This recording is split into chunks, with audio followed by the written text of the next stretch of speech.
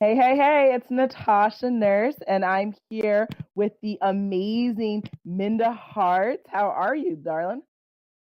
I am good. Great to be here. Thank you for having me. Absolutely. So, first and foremost, I'd like to share just a little bit about who you are and what you do. So, Minda, you are the founder of the Memo LLC, a career development company for women of color. In 2016, you were nominated as a change maker at the White House State of Women Summit. You established an endowed scholarship for women of color at Western Illinois University last year in 2017, and you serve as a mentor at General Assembly in New York City, and you are the alumni of the Points of Light Civic Accelerator. And then Yes. also, you are just awesome. So you also signed a book deal with Seal Press, which is part of the Hachette Book Group, to write a career book for women of color, which is going to be debuting spring 2019. And you've been featured in Forbes, Essence, The Guardian, Lenny Letter, Fast Company, and Huffington Post. Ooh, that is quite the bio, darling. It sounds way better when you read it.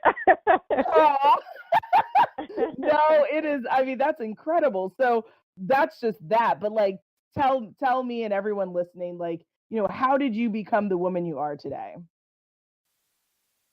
Yeah, it's funny. I appreciate you reading that off because sometimes as women we feel like we're not doing enough, and we get down on ourselves because we're maybe not where we feel we should be, and sometimes we need to be reminded of the things we have accomplished so that we can continue to impact lives. And so I Mhm. appreciate you doing that. And this week particularly, I needed to be reminded of sometimes how bad women we are, how much of rock stars we are. And so for me, Mhm. it basically, I just wanted to be able to create impact in terms of what my legacy is going to be. And that's what, after 12 years of being in corporate America, I decided that I wanted to be able to do something that would help women of color achieve the seat at the table they want to be at. And a lot Mhm. of the career platforms that are out there right now, they lump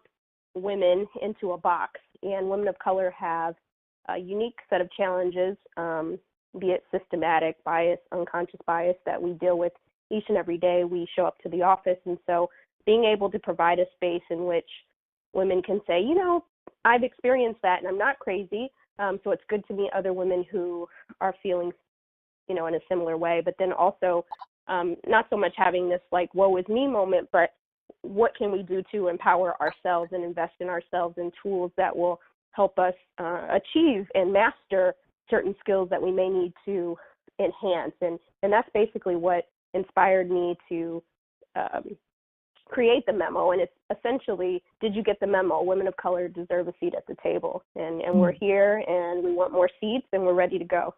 And what are some of the services that you offer? Yeah, so our signature product is our career boot camps, and I like to joke around and say that we're like the soul cycle for career development. We want you to flex your career muscle, and so we offer salary negotiation, career transition.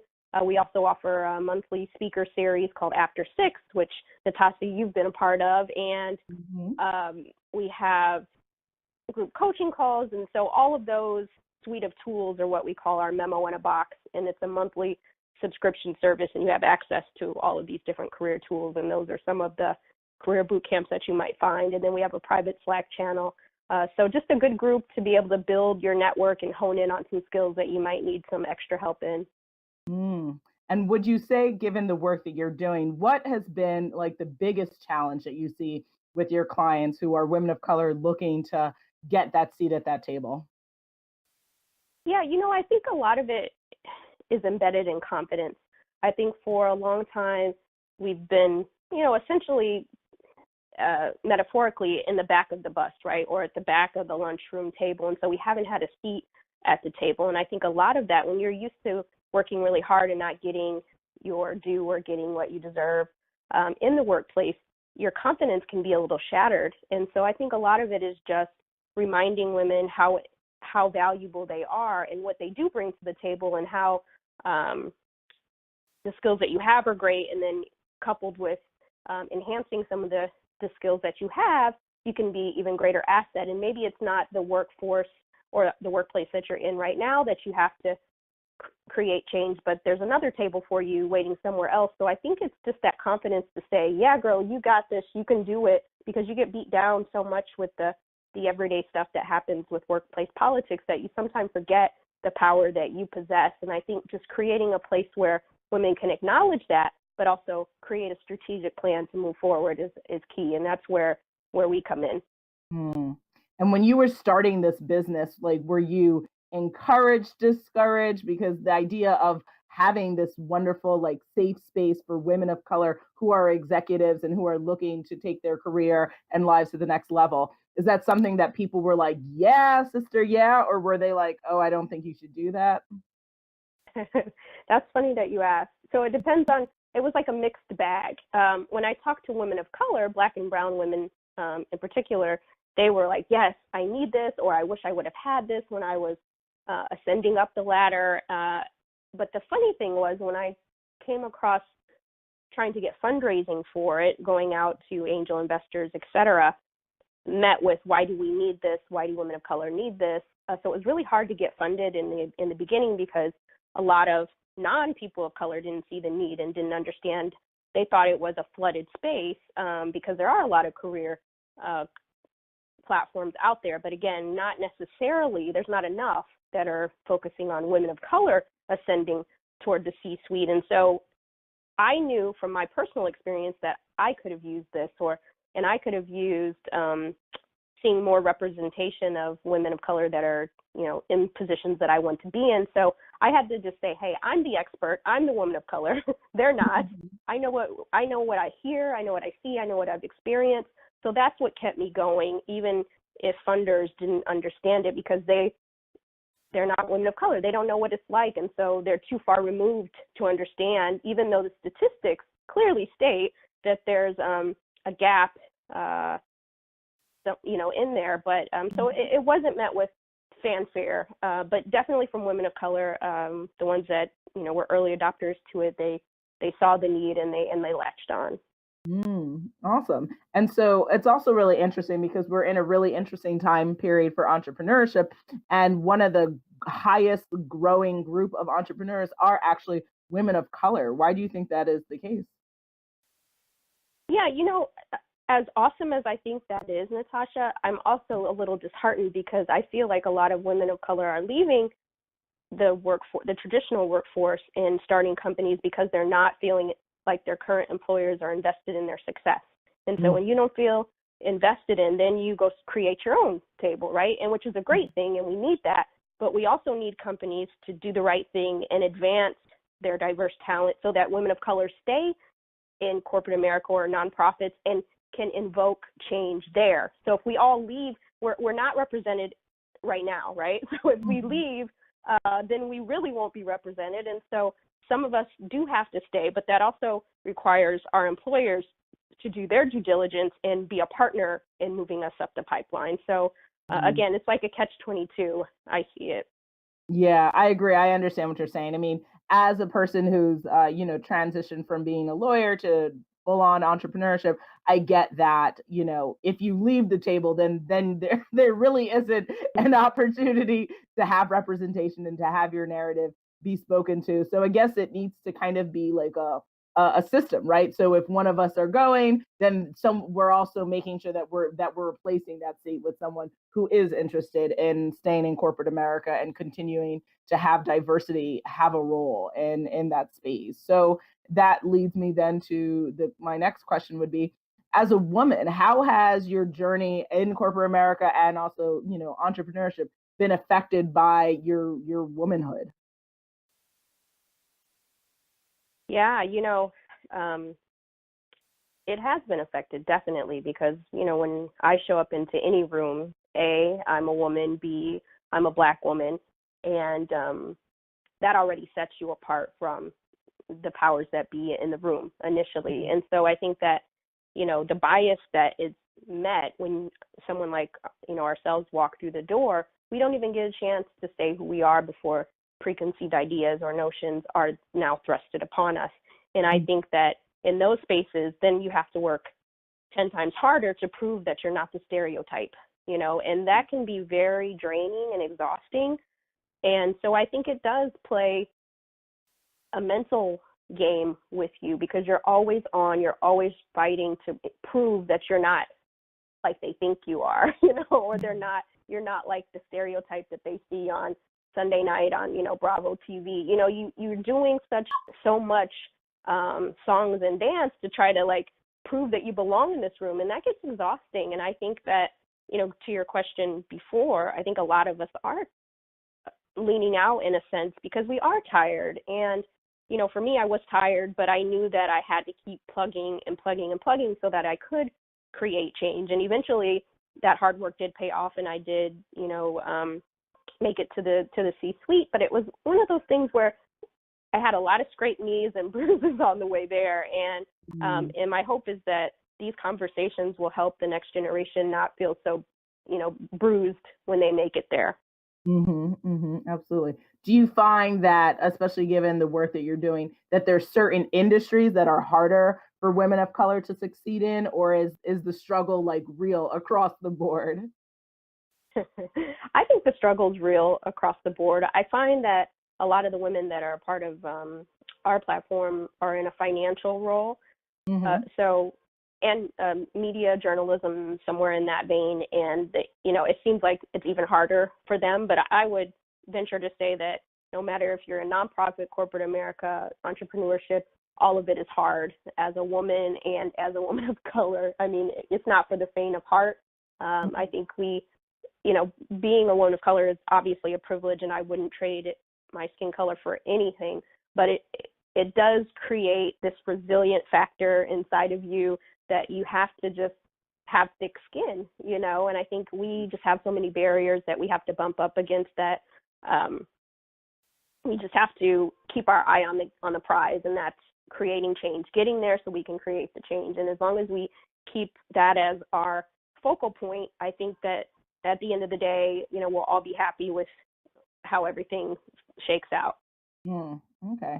So now I would love to, before we get to the Sisters on Fire conversation, just add one more question about what's going on with like the Me Too movement, right? So we have a lot going on in media and our government and politics and everything, where people are finally stepping out and they're saying, I've been wronged and this is not okay. And women seem to be, coming together to support each other.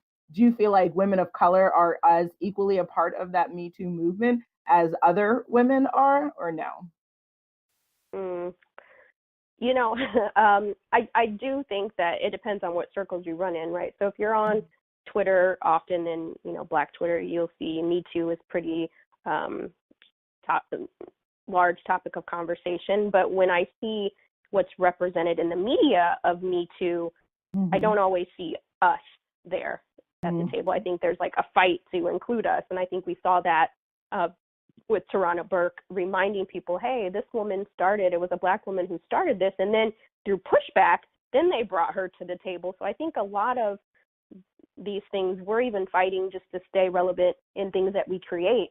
And I think that that's hard, right? But I think we have to continue to speak out and push the envelope and push those people who are creating these spaces, push them to include us, because if we're not pushing and saying Me Too and creating hashtags, then, we will be X'd out of the narrative. And so I think that social media is a really great place for women of color to continue to remind people that we're a part of this conversation. And what I hope shifts is that we'll talk about the racism and the bias that are happening and bring those stories to light, because I think that's something that we tend to push back.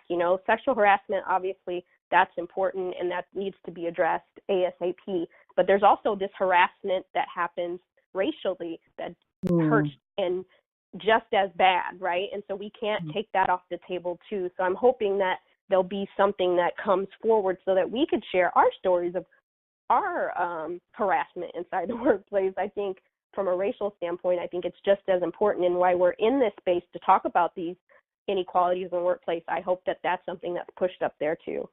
Absolutely. I completely agree with you. I think that we live in a really troubling time period where we have like clear leadership showing that the respect for other people in other countries and different backgrounds is not prevalent amongst all of us. However, you also will have like a lot of conversations about, well, like race isn't like, isn't that big of a deal right now? Is this really racially related, right? Like you have kind of that still question, like, is racism affecting X? Even though it is obvious to most people of color. I kind of am reminded where I'll have these conversations and people say, well, I'll never see color, right? And my immediate answer is, well, as a person of color, I can only see color because it's made apparent to me before anything, right? Kind of like what you said.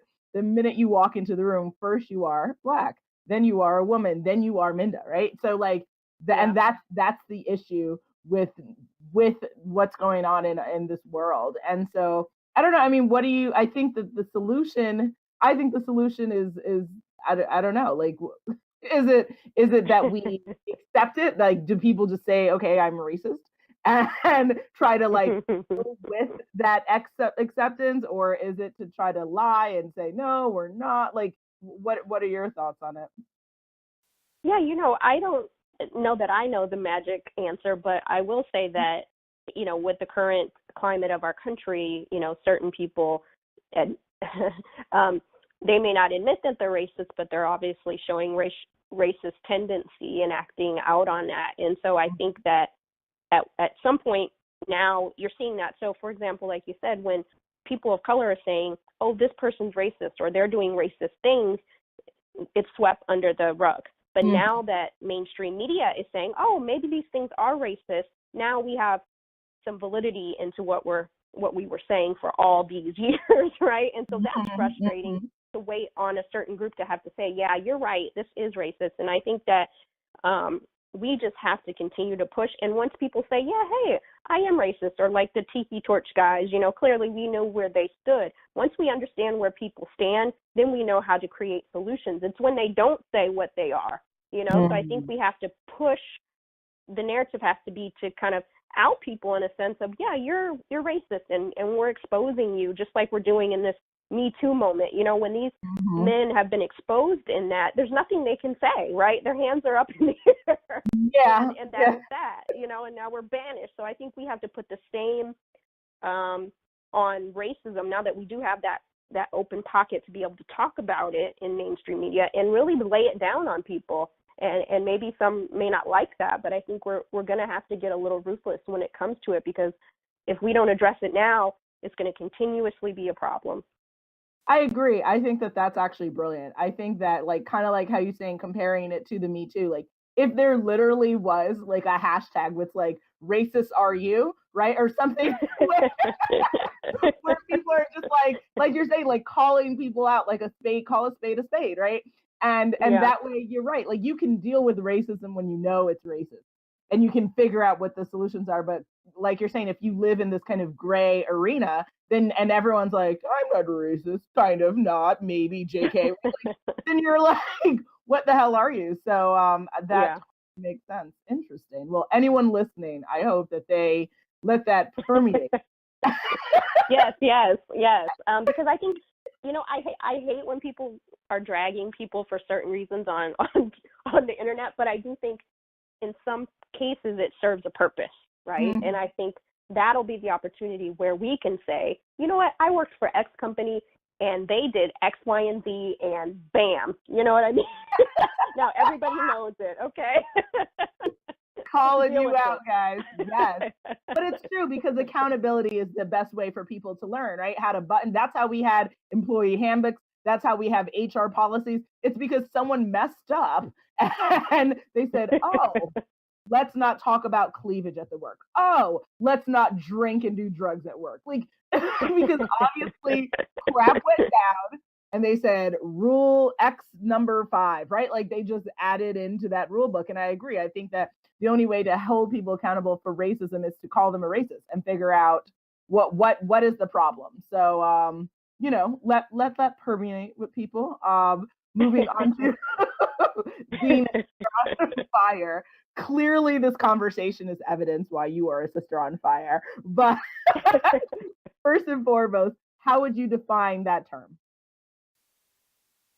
Yeah, it's funny. If you would have asked me 5 years ago, 10 years ago, am I a sister on fire? I probably would have looked at you like that meme with that, Caucasian man where he's just blinking, because I didn't see myself in that way. And once I found, and I'm still finding it, finding my voice to be able to talk about things that are not right in the workplace. And my lane is the inequality in the workplace. And so once I experienced it myself, I know how it feels, and I wanted to be able to create a space to do that. And so I think when you birth something out of a necessity that you wish you would have had, but also because you don't want other people to feel that same way too and feel lost, as like they don't have a way out or an alternative, then I just started to look at my life a little bit differently. It wasn't about the C-suite. It wasn't about making so much money and being able to provide for my family and all of those. Those things are still important,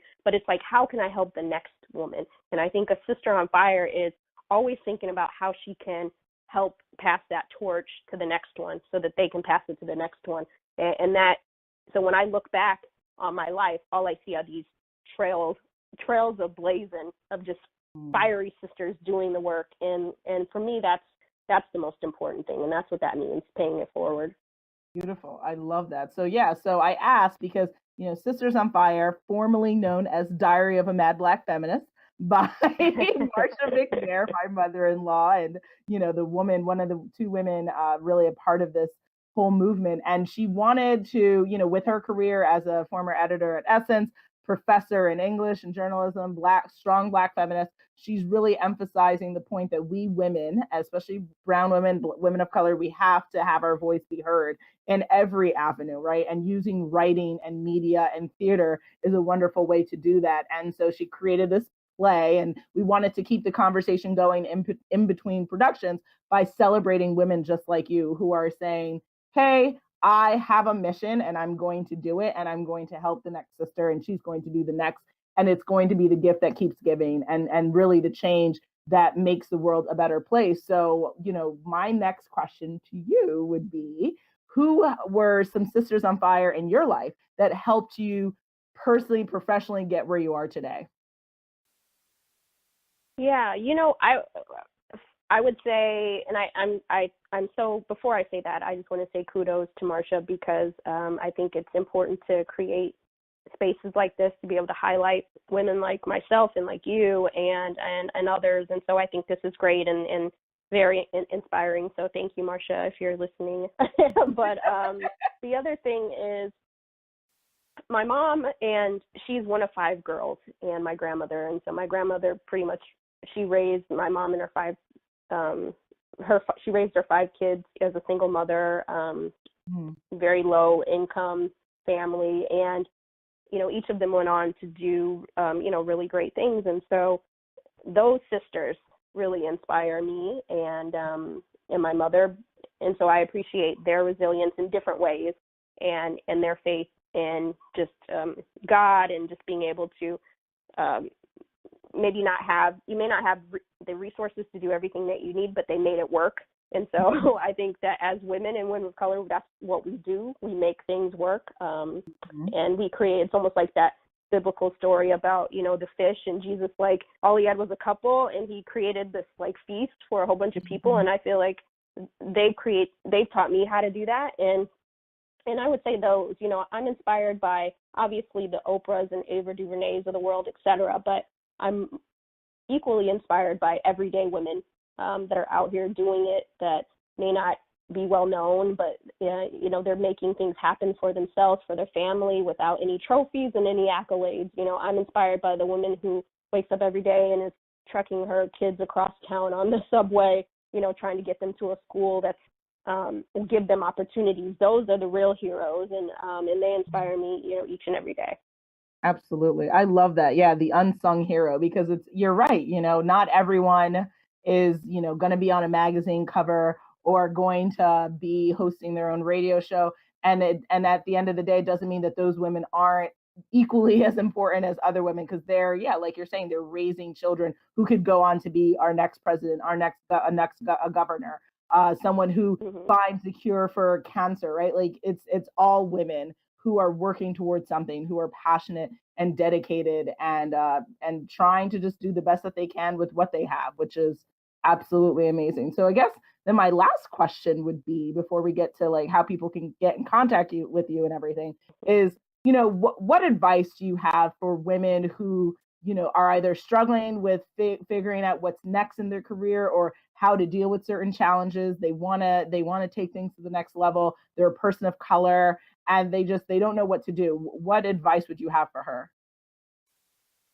Yeah, I think we live in a world where everybody's giving out so much advice, right? And we're always wondering, is this applicable to me? And I think that the best piece of advice that I could give, and that might be helpful at some point in someone else's life, is to realize that everything has an expiration date.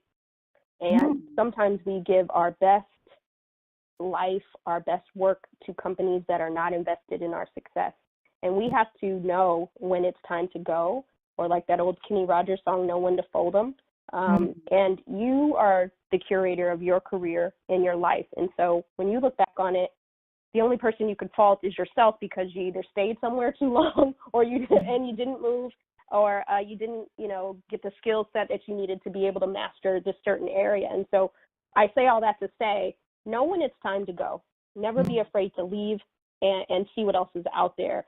Sometimes, again, we just stay in a place for so long hoping that something will happen, or I've invested 40 years in this company and I'm waiting till I get my gold watch. That's great, and you should do that. But what if that company is never going to elevate you where you need to be, and the company across the street might do that for a silver watch? You know what I mean? So just realize everything has an expiration date, and it's internally you have to be able to tap in and know when it's time to move on. And I even think that with my life, with my work, I knew that at some point in my career, that time was ticking, and that my passion in doing something else was coming to a close. And if I kept staying on that path, I would have been miserable, because I knew that my expiration date was coming.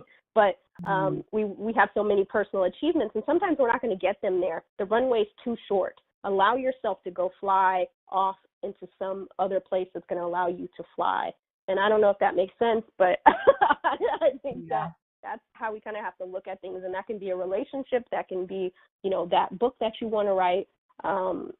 Everything has an expiration date, so seize opportunities, and don't be afraid to walk away to new ones.